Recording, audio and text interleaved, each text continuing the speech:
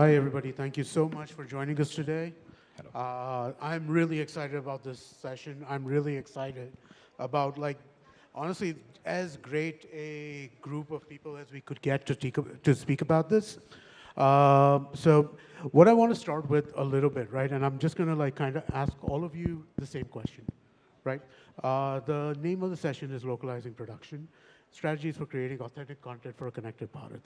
And I'd like to ask each of you, what does a connected Bharat mean to you, and how does it apply to what you do, right? So a little bit of an open kind of opening statement, if you will. Would you like to start? Hello. Can you hear me? Yeah. Yes. Thanks. So Amit, I started iStream. The first was in 2011.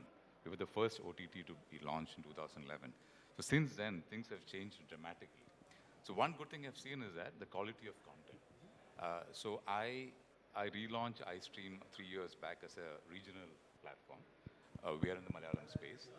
So the good thing is about how Malayalam content has been discovered. So we always knew, we produce the best movies, we produce the best content. Malayalam produces some of the finest movies. So, which is a good thing, which I can see that a lot of people are discovering. You wouldn't have heard about an actor, Fahad Fasil, earlier.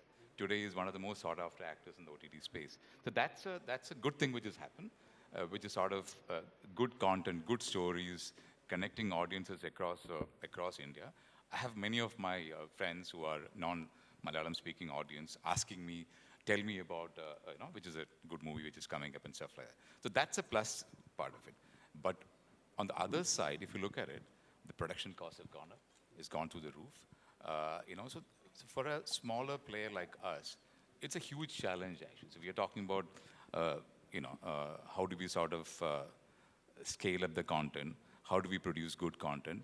The funny thing is that you're talking about good Malayalam movies, but as you know, probably just 5% of the movies get picked up by these large platforms actually. So the rest of the 95, they don't get an audience actually. So that is where we see a market picking up good content. So the other thing is also about, this is a industry which is sort of, I see a lot of cartelization. I see big production houses monopolizing and stuff like that. So for us, one of the challenges is also to, how do I sort of put a network of talented creators together? Because one thing which probably people may not realize is that some of the most critically acclaimed movies which has come from Malayalam are either directed by first-time directors or first-time script writers. So for me, the challenge is also about discovering this talent. How do you sort of identify this talent? So for us, YouTube is a good platform. YouTube is the mother of all OTTs for us. So you see a lot of interesting creators coming up from YouTube. So we are sort of trying to see how do we work with these creators and produce interesting content. So that's, I mean, there are pluses, there are minuses. So for a regional OTT platform, there are more challenges but let's see how it goes. So, thanks. Asha, for you, I would ask, you all have been at Z in regional language content for quite a while, right? What's changed? How has it connected Bharat, right? The idea of everybody is connected. How has that changed the way that you all are seeing these things?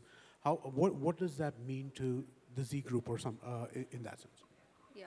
So as you all know, Z is known for India's local content, basically 32 years in the industry. For us, basically what we are looking at is connecting the urban and the, semi-rural India together and getting the hyper-local content and giving that experience with the rich medium like linear and digital, and that resonates with India's digital story, and that's where we are working towards giving all the content in whatever the medium. So we are more focused on hyper local content where we can tell our local stories to global players today. So that's where we are focused, and that's what it means for us, Bharat, Connected Bharat. Yeah. Sanjeev, how about you? I mean, given news, right, as your primary kind of operation, that has to be localization must have a very particular kind of meaning for you, right, in that sense? Yeah.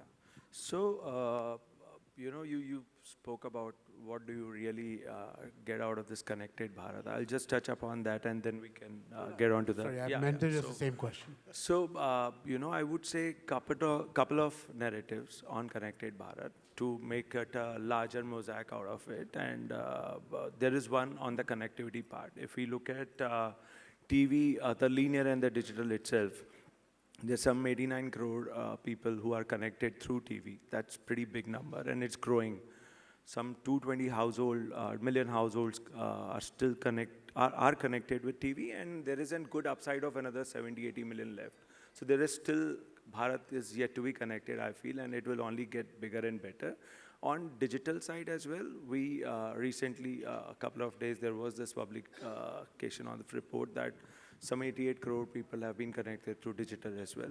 So if you really see on the infra part, on the digital side of it, the connectivity through these medium is one which is connecting whole of Bharat. And the second part is, I would say, on the cultural side of it. You look at, there are more than 20 to 23 languages in our country. Multiple states, various festivals, all culminate into one. So in that diversity also there is that unity, and that is how we all connect together. And I would say a combination of both of this is what really Connected Bharat is. And so far our news is concerned. So we are India's largest news network with now 7 channels and a good spread of digital assets as well. For us, we connecting through all part of country. News, the acronym itself, it's northwest, east, south. We have presence across. So we present in Telugu, Karnataka.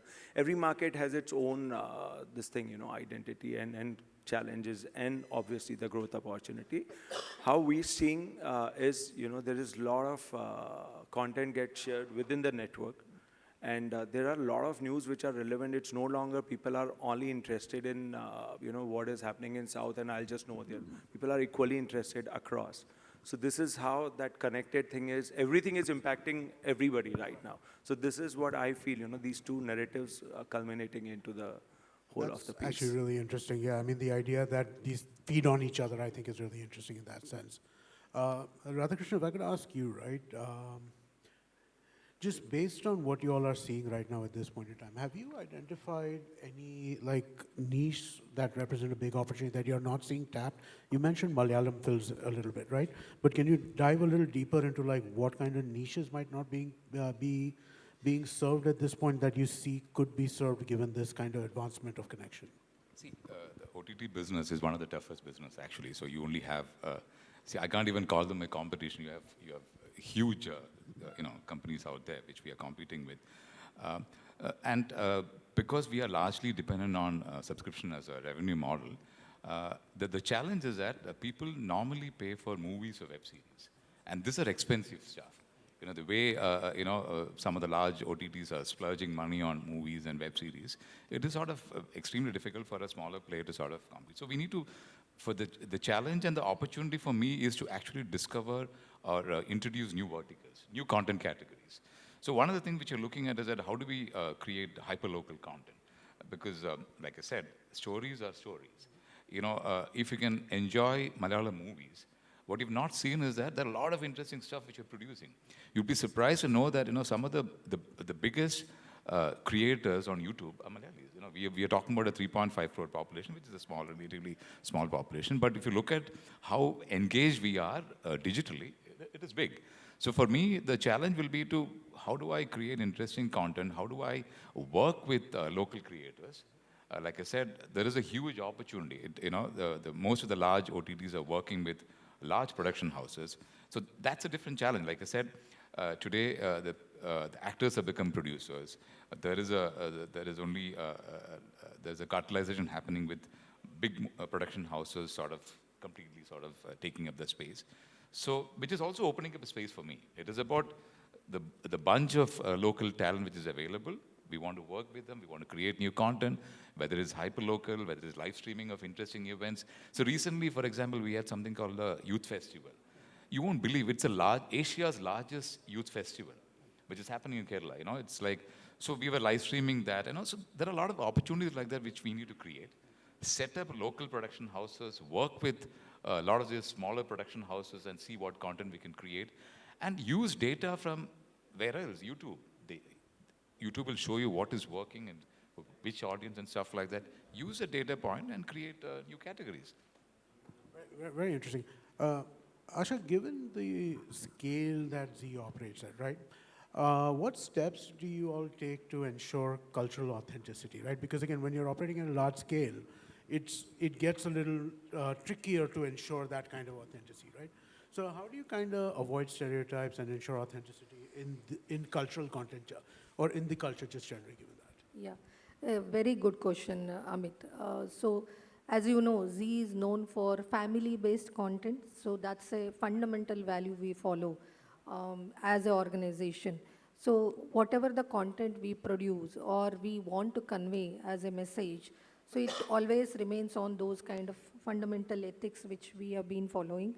So we actually focus on now, as you rightly said, we are more focused on the hyper-local content, which is more authentic to our core, our business or our India's stories. So we have started doing recent, Makara Sankranti, Jallikattu of one of the live streaming, which is, Tamil Nadu has this, bull ride and controlling the bull. So these are some of the stories we want to bring. Those are, very authentic. So you need not think 100 times, this is whether it is right content or not, because it's already known to everyone. This is culturally oriented content, culturally connected content to everybody. So such content is what we are trying to bring more and more. We are also looking at how to create a short form content and short messaging or a micro dramas, right? So that's going to be our, versatile, initiative which will come in the coming year. And so that will have more local authentic content. We are verged with 14 languages at this point in time. So we are starting with Kannada, we are starting with Malayalam and Marathi to start with, and then we will expand the more content towards all the regions which we are working at this point in time. So that remains as a core for us, yeah. Thanks. So a similar question to you, right, Sanjeev, in the sense that news can be sensitive, right? And so how do you ensure sensitivity of cultural norms region to region in the kind of, like, do you have strategies or thoughts around how to approach that problem that might occur over there and that kind of thing? For news, honestly, it's pretty simple. Obviously, it has to be authentic. You can't, play with that. So that's there. We are 21-year-old news network, and authenticity is something what we stand for. We pioneers in regional news, and we doing good stuff in Hindi, English as well. For us, authenticity remains the core of the business.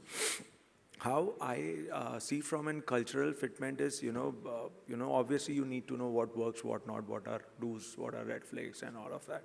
So that obviously we take care, but for us, the content is not, stories and all, it's what happens. So it's much easier for us to really take care of that. And when it comes to, I'll just touch upon a little lateral piece here. We do a lot of branded content, as a news network. There are a lot of engagement with brands which happens. Now that's where you really need to make the content look authentic. I can't have a very big influencer coming on and trying to, let's put it in a very brutal way, sell something, sell the narrative. I would really want to go. So we worked in past with some, I would say, nano influencers or micro influencers who are from that market. So if I'm working in Telangana, I need to have somebody from there. So someone like Rajesh Ravani, not a very popular guy maybe, but he is very big in that space.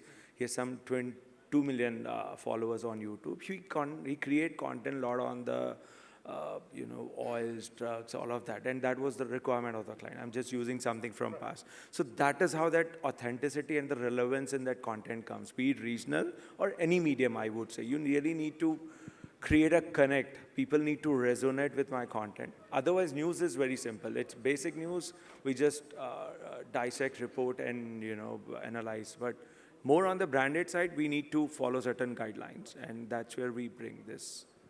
It's interesting you bring that up, right? Like that essentially you create connection with having somebody extremely local be the people who are delivering the messaging. That's actually really interesting. Yes, yes. So we have a interesting group, right? Just generally in the sense that we have somebody who is in news, we have somebody who is also in news, but more well known, I think, for entertainment just broadly, right? And we have somebody who's primarily digital in that sense.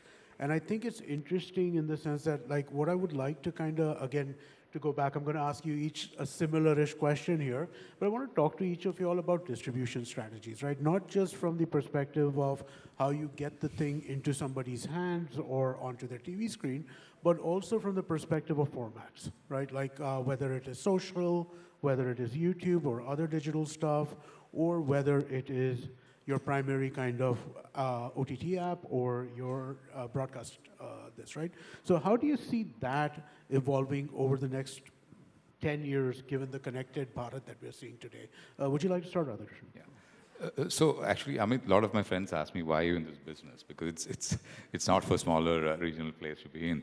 So there is a challenge. So subscriber acquisition is a very difficult task actually. The cost of acquiring subscribers is very high.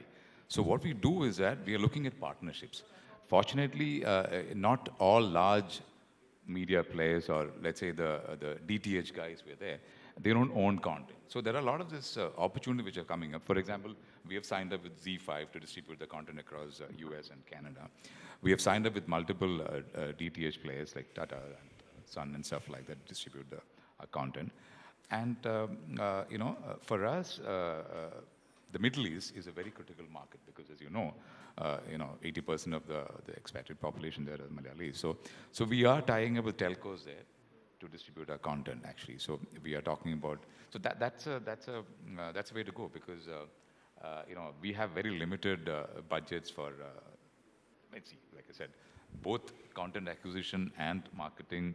There are only two things to do this business actually, and both are expensive. So we need to look at how do we sort of partner with larger players and piggyback on them and sort of ride the wave and see how it goes. Because like I said, there are specific pockets, like Middle East, for example. It is a good market for me to be in, and working with telcos there is a good proposition actually. So that's what we are exploring. And what about formats? I mean, like in sense of like, are you looking at different things besides basically, broad CinemaScope type things?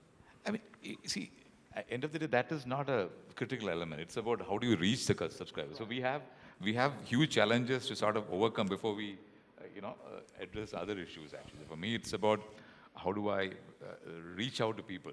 So one good thing, like I said, is that Malayalam content rocks. People today talk about, Malayalam movies and stuff. So we're trying to sort of ride on that wave and see how do we sort of reach out to. So there is a demand actually. So everybody wants to see good quality content, good stories coming out. So that's a plus thing for us. And then these partnerships are working. And YouTube obviously YouTube, we use YouTube as a marketing platform. But again, end of the day, the previous question also, we can always create new categories, use all these platforms, but how do we make money? So are people willing to pay for all these hyperlocal events? It's too early to say, because that is when you're competing with the large television networks also, because they're also, they're also doing that. The only thing is that television, there is a limited space. You can't live stream an event from on. They have a lot of other stuff. They'll have to pack it in a very, half an hour sort of a package. So whereas we don't have that sort of restriction. So we're sort of trying to see how it works for us. Awesome. Asha, how about you? How are you looking at distribution? Again, I look at Z broadly, right? And it's everything, right? I mean, you guys touch almost, I think, every aspect of entertainment in that sense. How do you see, and I think the magic sauce for Z has been its distribution strength, generally speaking. How do you see that evolving over the next decade? So, rightly as you touched, we create content, we distribute content, we have linear medium as well as the digital medium, all the three, right? So this has given us a greater reach across all regional languages and across all the connected devices. So we do reach via our studio content distributing across all the, cinema theaters. Then we have linear content via the live channels or the channels which are going via DTH, set-top box, or the normal CTV connected devices. Likewise, Z5 is again the OTT application which carries all sorts of entertainment, TV series, live, and then all the players like iStream or Namaflix, many of these content. We act as a platform, unified platform, to take this content to the distribution outside India, so that we can actually share a lot of our content outside audience who are there, and non-Indian residents, as well as dub our content, local content, into global regional languages, so that people get to see what we are telling as our stories, and they can also watch our stories. Today, no longer the Pushpa 2 is one of the local content. It's worldwide famous, right? So likewise, when we are actually dubbing lot of Korean content to our platforms, and why not our content to their platform? So we have started dubbing to share our content, distribute our content, which is more local and authentic, and tell India's story across locally to globally. So that's what we are doing. So that's about it. Sanjeev, any thoughts on how you all see distribution evolving? Again, you are everywhere too, right? You're both digital and television, and strong on social as well, right? But how do you see that stuff kind of growing for y'all? Yeah, so now actually, the narrative is no longer linear versus digital. It's actually time where you see all viewers or people we are chasing. They are platform agnostic. I mean, the right approach at this point would be a multi-platform approach. We see a lot of traction on social media. That is critical, and that is also leading a lot of times to watching a bigger piece, because honestly, the span of attention has come down drastically. People are consuming a lot of snackable content, and we're seeing that growth coming on the social platforms. Like, example, Insta has 2 billion plus and all. That's pretty big, and the way it is going, I think, as I mentioned, multi-platform is the way forward. You have to have an equal thrust on linear. You need to be present on digital, and in digital as well. It's no longer a search. AI has anyways, made a dent. I can safely say that out of 10 users digitally, 7 to 8 are already using apps or platforms which are empowered or powered by AI. So it is changing the way we consuming content and social, because I strongly feel this small video format has really worked well, and 60 seconds can really do a trick. It can lead a lot of traffic to your larger content piece. So this is how it's going to be. It's all going to be multi-platform in the times to come. Amit, just to add, I think, more personalization, what Amit wants to watch, or what Asha wants to watch, or Radhakrishnan or others wants to watch, right? So technology has been adopting, as we are all talking, Gen AI is the technology today. So we are actually focused on curating that content, knowing that what individual wants to watch, so that we can push only those interested contents. As we see in all the social media platforms, you start getting that notification. Why not with the curated content, what you like to watch and what you want to spend? It can be whether a subscription video on demand, or a award, or a transactional award, or pay-per-view, whatever, right? So people like to watch what they like to buy, and then it's money for everything. So yeah, that's one more medium. Yeah, no, but speaking of money, that's the next area I want to touch on with all of y'all, right?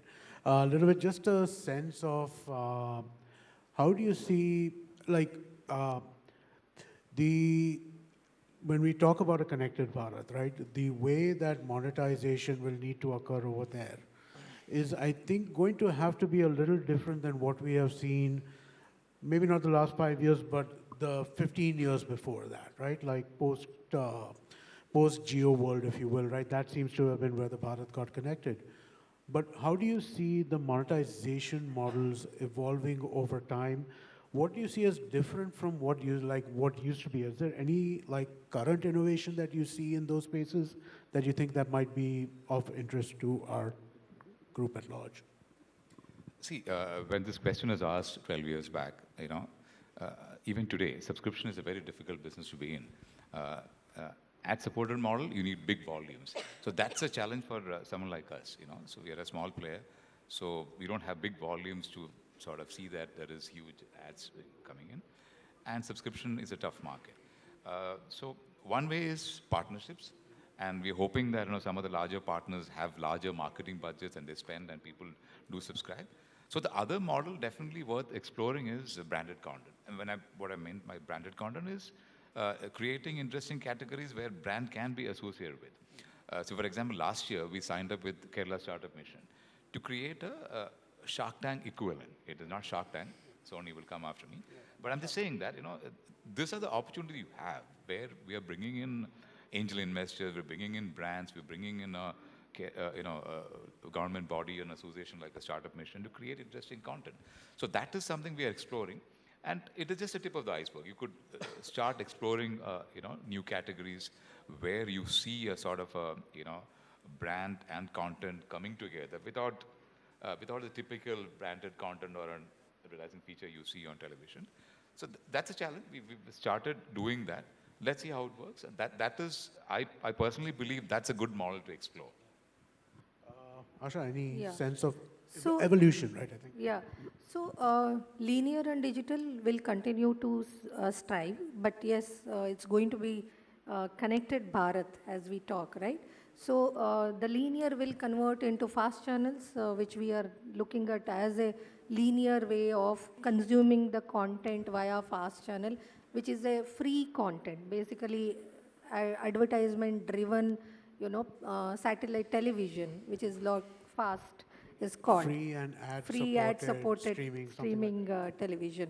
So it's a fast channel. So basically, we used to watch the linear content via set-top box, connected TVs, and all of this. So this is going to be on digital. So tomorrow or in future, possibly all the studios and all the broadcaster will think, how can I get my old library back into these platforms and monetize still? Because like Gina Is Name was one of the show which was run by Z, and it was very popular. People used to watch, this actor is going to come and That's how the to Farooq Sheikh yeah, hosted Farooq show, yeah, Sheikh's, right? So people used to watch all of those content. So I am sure that people like to watch those, old, series or Shah Rukh Khan's Fauji, all of this. Why not get those content back and put it in a library which is digital today? Keep the digital repository on, and people can watch whenever they want to watch, non-stop. So that's one of the modem. The other model which I see is all, global audience of Indians who want to watch our content. You have applications today. So whether it is through streaming application, whether it is through YouTube, or whether it is short form content, you can distribute the content. It's not limited to only a regional platforms. Our content is today bought by many global platforms. So they are leaning on to our Indian digital content, and they want to buy the content, distribute it to us within our regions and globally. So these are the mediums which are actually taking our content worldwide, and it continues to distribute, whether it is transactional, whether it is subscription, whether it is fast, or whether it is linear. So syndications will continue to happen, content will continue to speak, and AI is going to determine the future of all of our content. Yeah, that's I'll let Sanjeev speak once about what he sees monetization as it's occurring, and then AI is the question I wanted to ask all of you about. But where do you see monetization? How do you see it evolving, right, from where it is right now? So while in linear still there is method to madness, I would say, there are pricing, there are metrics to take care of, there is currency. In digital, it is predominantly, I would say, more from an inventory point of view. The platform really doesn't hold much of power. It's the tech companies which have taken over that piece. So obviously that's one of the biggest challenge any content creator would be facing, because there's a lot of revenue which goes to the tech, which should be other way around. And we've seen a lot of countries in the Western side which are trying to regulate this. And I think, it's just a matter of time something will happen for India as well. And it would be a good news for content creators. Barring that, obviously, apart from advertising, the monetization happens by way of subscription. We have seen while it is still in a nascent stage, but OTT platform like Netflix that garners more than 2,000 crores out of subscription. Now that's a big number in a country like India, jahan par hum बात कर रहे हैं ज़्यादातर, you know, want to watch free and all, they've still managed. Obviously, they're not doing that great, but we've seen, you know, there are, I would just borrow a word, you know, traction, what was used in an earlier session. So as long as you're seeing that traction, you would go all out and still make it happen. And I think, you know, that is going to be way forward. Apart from advertising, the subscription has to come into play. And something what Asha spoke, you know, just picking up another leaf is syndication. The content what we're creating is something, it has global appeal. People want to watch. We've seen a lot of, Pushpa is a good example. Kantara is a fantastic example. It's a very local tale from Karnataka, which made waves across country and even globally, I would say. Korean content has done its magic across. So syndication is going to be one more piece of, you know, how you drive the monetization piece. So yeah, predominantly these are few followed by various other, you know, smaller pieces. So syndication seems to be something that you all are seeing, international syndication, all three of you mentioned it. And so that's interesting to keep in mind, right? I think that clearly that is something that is consensus, right, in some sense. Yes, we do documentaries here. I'm just sorry, just 1 second. So, you know, we've seen interest from airlines guys to pick up some documentaries. So that's where I see this market will evolve. I'm sure there's maybe lack of trading platform for that in India. Abroad, even that is there. So the moment we pick up on that, yes, I'm sure that. I mean, the funny thing is that, so I have another company, Pepper Media, where we manage YouTube operations of most of the large television networks. The dilemma a lot of this television-driven OTTs are facing is that, where do you put your content? The moment you start, see, because subscription is not, you know, gaining traction for a lot of them. So the moment you put it on YouTube, it's free. Yeah. So how much of your content you expose on these free platforms? So it's very difficult to sort of sustain both the business models, you know. Right. You have a paid subscription model in a OTT platform, and the moment you open it up, that's a dilemma I see a lot of my clients facing. Everything I mean, you know, old is new again, windowing. yeah, so that's, so. But no, very interesting. So I think we're kind of running out of time. So but one thing I do want to touch on, we are at the Internet and Mobile Association. I'd like to talk to you all a little bit, or have you all talk a little bit about technology impacting the future for you, right? Whether it's AI, whether it is 5G, whether it is virtual reality, augmented reality, whatever that may be, all the hot buzzwords that have probably been mentioned like 100 times a minute at this conference, right? Like, how do you see those things impacting what you do? Would you like to start out? For me, technology is an enabler. So there was a time, 12 years back, when we first set up iStream. It was a huge challenge. You didn't have people who have set up a video platform in the country. So we had to hire people from Google and Yahoo and figure it out. Today, it is a commodity. You know, if anybody wants to set up a OTT, it is just, you know, in a week you can set it up actually. You won't believe, for a language like Malayalam, at one point, you had 20 OTT platforms, which probably the highest in the world, I think, for a small language like ours. So, but having said that, you know, the speed at which you upload content, the way you edit content, that is where I see a lot of things happening. And who knows, maybe, you know, in a language like ours, you will see short stories being done with AI.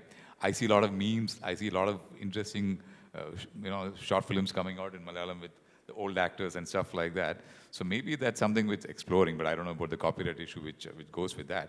But otherwise, yeah, I mean, if you want to look at, you know, dubbing, getting multi-language content into a language like ours, I see technology playing a play. But otherwise, it's an enabler. I think most of it is available off the shelf. And in any case, if you're building a recommendation engine and stuff like that, you can't compete with the likes of Netflix, who's probably invested hundreds of millions of dollars, you know, building a engine like that. So, I mean, there are limitations that way also.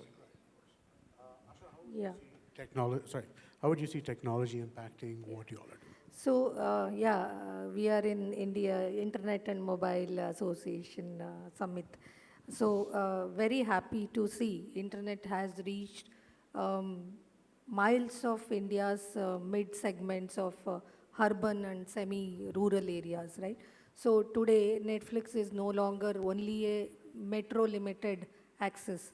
All the tier 2, tier 3, everybody knows what is apps, what is Mitra delivering, or from where Amazon can deliver, right? So that's the internet reach. So technology plus and content will speak a lot about how we can convey what we want to convey in the industry.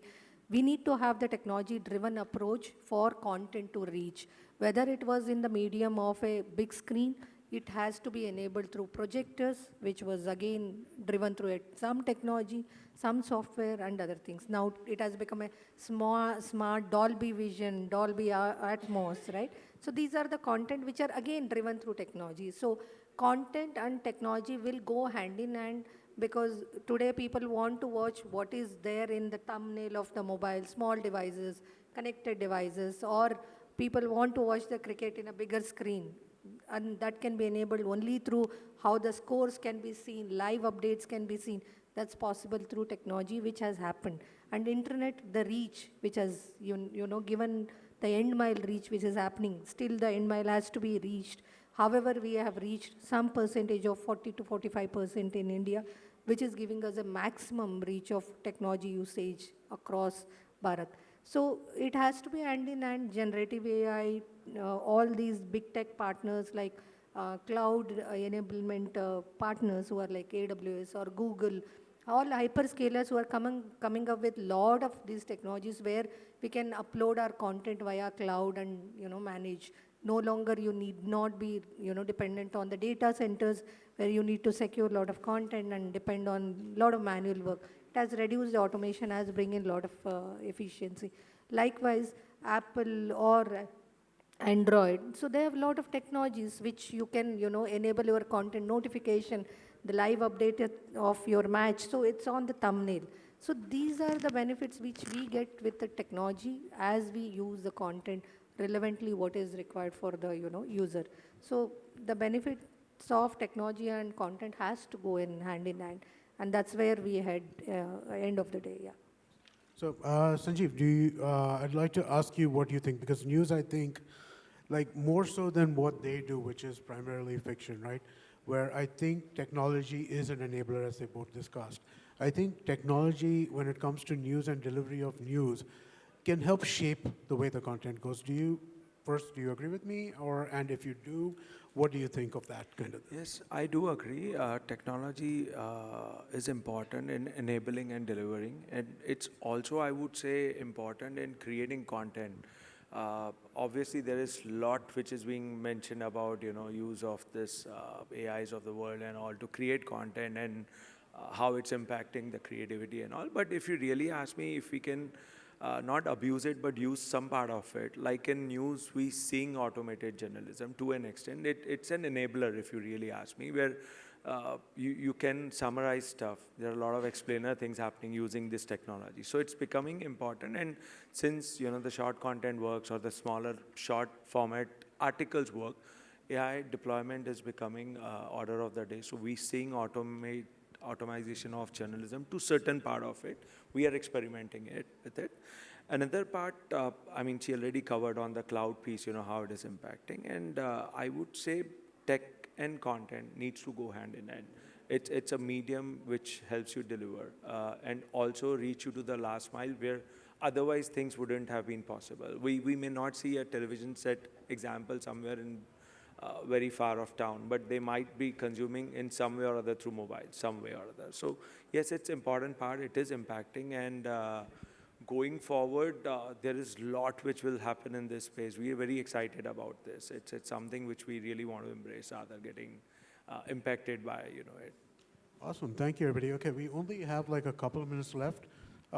Should we try and see if there are any audience questions that they would like to ask the panel? I don't know if we have that capability here, but it's a small enough room. Yes, If anybody... we have the capability Yes. if anybody wants to put up any question to the panelists. All right, I think we can end. Oh yeah, no, there we go. We have somebody over here.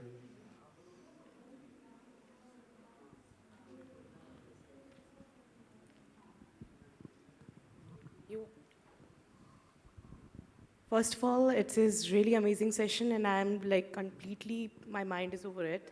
So my question is, as a content creator myself, I wanted to ask that AI if we are using it efficiently and the things which are happening around in content creation, people are very afraid of these things that this is going to take away their jobs. But somehow I feel like if we are taking the AI and making correct use of it, it is not going to take any jobs. What are your views on that? Would I have a point of view, but if anybody So, else yeah, would like to. I can take that question and possibly Sanjeev. AI is not going to replace anyone for now. Yes, as and when, because it's a human intervention is definitely required for AI algorithms to learn. So more we actually train the algorithms, more we actually tell what exactly it has to create as a content creator. You need to tell the algorithm that this is exactly the scene of this particular prompt has to come.